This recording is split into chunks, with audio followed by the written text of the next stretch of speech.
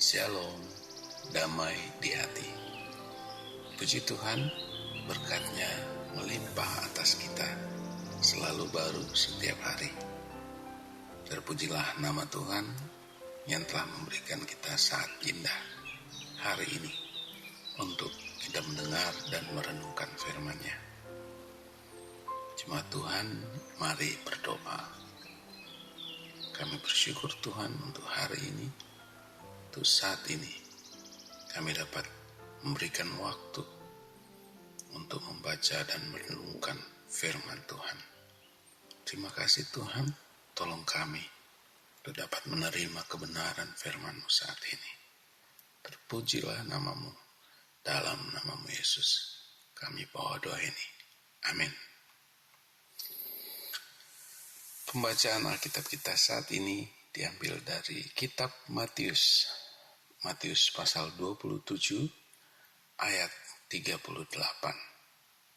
Berbunyi demikian. Bersama dengan Dia disalibkan dua orang penyamung, seorang di sebelah kanan dan seorang di sebelah kirinya. Demikianlah pembacaan Alkitab. Saudaraku yang diberkati, tema renungan kita hari ini adalah benar di antara yang salah. Saudaraku, peristiwa penyaliban Yesus Kristus di antara para penyamun adalah penggenapan nubuatan Allah. Nabi Yesaya dalam Yesaya pasal 53 ayat 12 menubuatkan bahwa Ia akan terhitung di antara para pemberontak. Banyak nubuatan yang digenapi oleh Yesus menunjukkan bahwa Tuhan yang berkuasa atas segala zaman. Rencananya pasti akan terwujud. Janji-janjinya adalah janji-janji yang dapat Ia laksanakan, karena Ia adalah Allah yang hidup, yang berkuasa penuh. Pengenapan banyak nubuat juga menunjukkan kesaksian para nabi bahwa Yesus Kristus adalah benar-benar Mesias yang dijanjikan itu. Saudaraku yang diberkati, orang benar ternyata dapat disalahkan dan menerima hukuman yang sebenarnya bukan bagiannya sama sekali.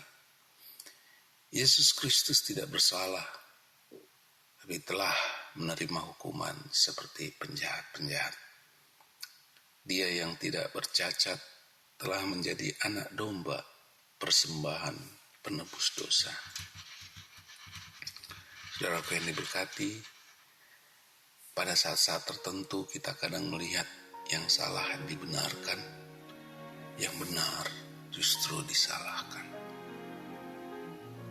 Ketika kita sebagai pemimpin, kita perlu sangat berhati-hati untuk menilai mana yang benar dan mana yang salah. Mengidentifikasi mana sumber problem kadang-kadang memang bukan hal yang mudah. Dalam konteks peperangan, maka para pemimpin selalu berusaha mendapatkan tempat yang strategis, tempat yang tinggi, agar ia dapat melihat dengan baik situasi lapangan, agar keputusan yang benar dapat diambil.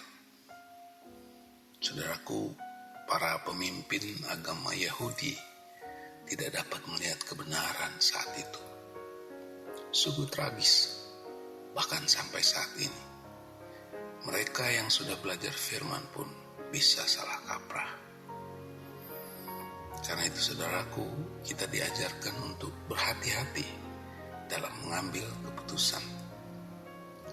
Situasi dan hiruk-pikuk kehidupan dunia dapat membuat kita sukar melihat kebenaran. Marilah kita naik ke tempat yang maha tinggi untuk mendapatkan petunjuk yang benar.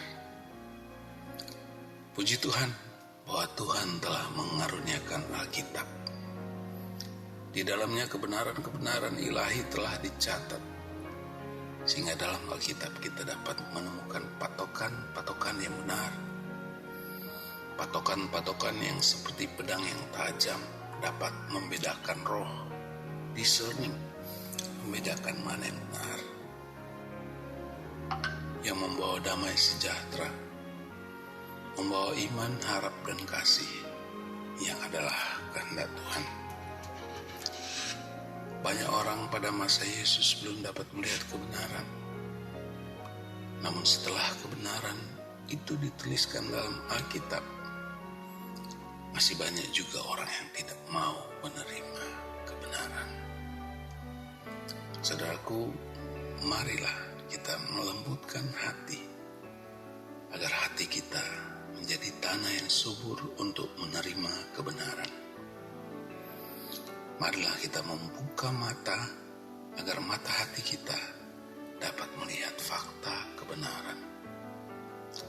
Tuntunan Tuhan banyak kita dapatkan dari membaca Alkitab, merenungkan firman-Nya setiap hari, seperti yang kita lakukan saat ini. Puji Tuhan, iman bertumbuh dengan pendengaran akan kebenaran firman Allah. Oleh Dia dalam hati kita dapat melihat dengan lebih jelas mana pilihan egoistik, pementingan diri, pemuasan nafsu, dan mana pilihan yang benar yang membawa roh kita berbuah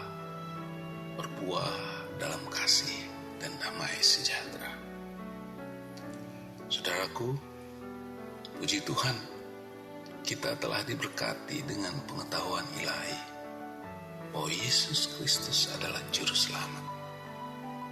Puji Tuhan, kita diberkati dengan Roh Kudus dalam hati kita yang telah mengaruniakan keyakinan pada Kristus. Adanya buah menunjukkan adanya pohon. Buah iman dan kasih adalah wujud nyata Roh Kudus hadir dalam hati kita, bahwa Ia telah melahirkan hati yang baru di dalam kita. Tanpa Dia, kita tidak dapat melihat kebenaran.